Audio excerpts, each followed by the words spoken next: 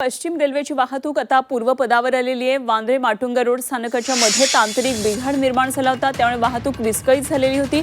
या दुरुस्तीसाठी 2 तास लागले आणि याचा नाहक त्रास प्रवाशांना सहन करावा लागला।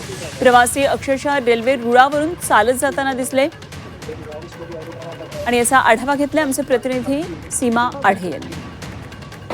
तांत्रिक बिघाडामुळे पश्चिम रेल्वेची वाहतूक विस्कळीत झालेली होती। तब्बल 2 तास वाहतूक जी आहे ती विस्कळीत झालेली होती आणि या पश्चिम रेल्वेच्या मार्गावरती रेल्वे जी आहे ती काही मिनिटं, त्यामुळे प्रवाशांना नाहक त्रास जो आहे तो सहन करावा लागत होता। मात्र तब्बल 2 तास तांत्रिक बिघाड सोडवल्यानंतर आता रेल्वे वाहतूक जी आहे ती पूर्वपदावरती आल्याचं आपल्याला या ठिकाणी पाहायला मिळत आहे।